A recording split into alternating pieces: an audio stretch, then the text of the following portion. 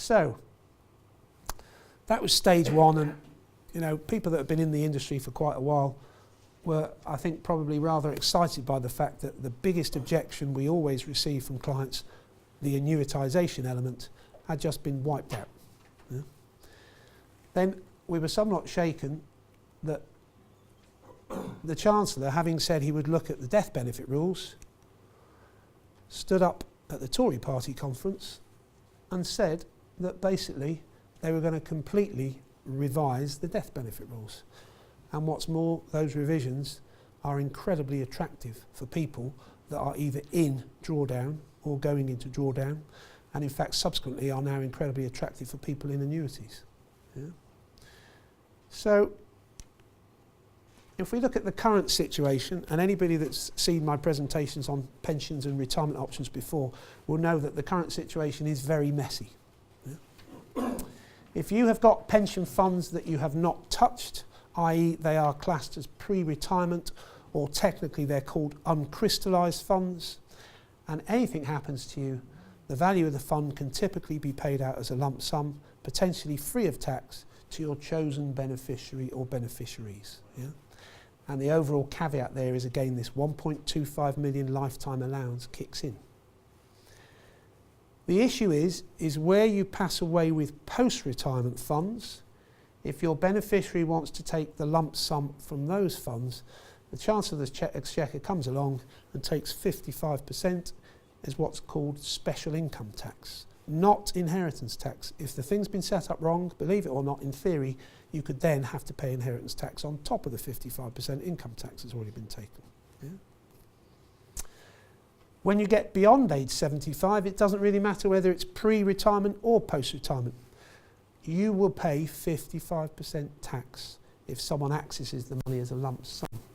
Now, although it's not on the slide, there are two other options that people do use. One is the beneficiary buys an annuity with the whole fund, in which case they pay tax on the income, or the beneficiary uses the whole fund to buy their own drawdown plan, in what is effectively dependence drawdown. Again, they pay tax on the income. So none of the options are particularly tax friendly. From the 6th of April 2015, before age 75, if you pass away, the whole of the fund is available free of all tax. It is a tax giveaway, and they said it would benefit, they estimated, I think, about 350,000 people. I mean, this is a game changer for us, because from an inheritance tax point of view, this makes a huge difference. Unfortunately, post age 75, they've had a play, but they haven't cleaned it up completely, and what they've said is, post age 75, instead of being charged 55% tax, it will go down to 45%. For anyone who thinks that's not very good, 5 years ago it was 82%. So it has come down quite a bit. What they've also said is, if they get into power, from April 2016, they'll forget about the 45% and it'll be taxed at the marginal rate of the beneficiaries, i.e. income tax.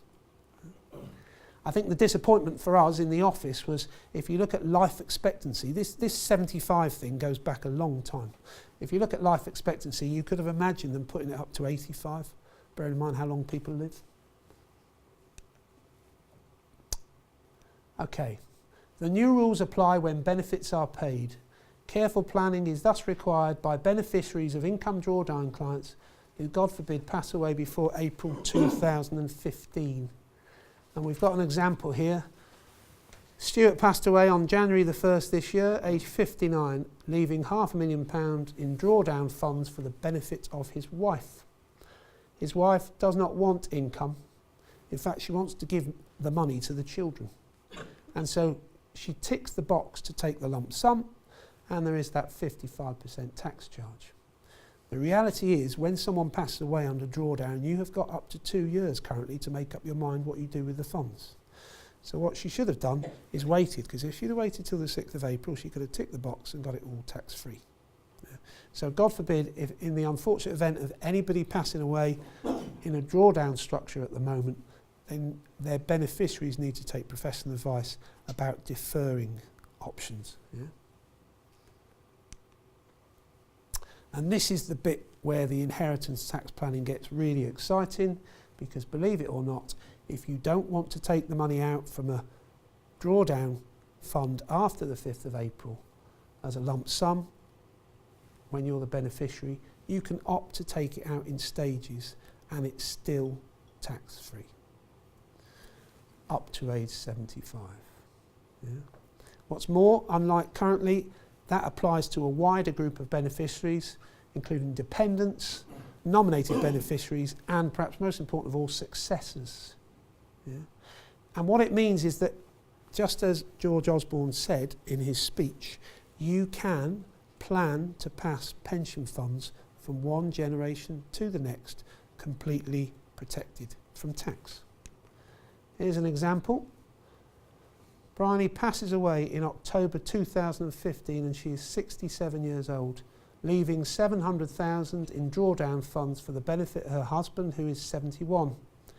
He takes all the money out as a lump sum, tax-free, and puts it in the bank because he now knows he can have it all tax-free. And it's amazing how clients like to feel the money in their pocket rather than in the pension. Yeah. Unfortunately, as sometimes happens, he passes away shortly afterwards, and by now the money isn't in the pension anymore, it's in his bank account, which means it's in his estate. So when his 3 children get the funds, there will be a £280,000 inheritance tax charge. Whereas he should have left the money in the funds. He could have left them in there all the way up until he was 75 before he chose to take out what was left. Yeah? If he'd have left the money in the funds, God forbid subsequently passed away, his children could have said, we'll take all the money out tax-free. Or they could have said, we'll leave the money in there, and then if anything happens to us, we want it to pass to our children tax-free. Hence this idea that you can pass the money from one generation to the next.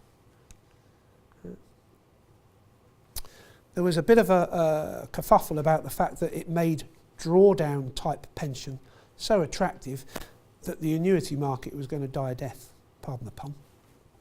Yeah.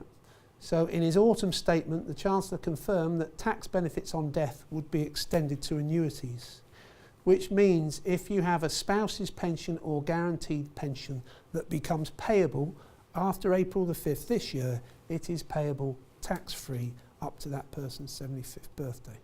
Whereas at the moment that's taxed marginal rate income tax. Yeah. In addition, if somebody wants to get guaranteed income and they annuitise, after April the 5th they'll be able to have this much wider definition of beneficiaries, whereas at the moment it is financial dependence.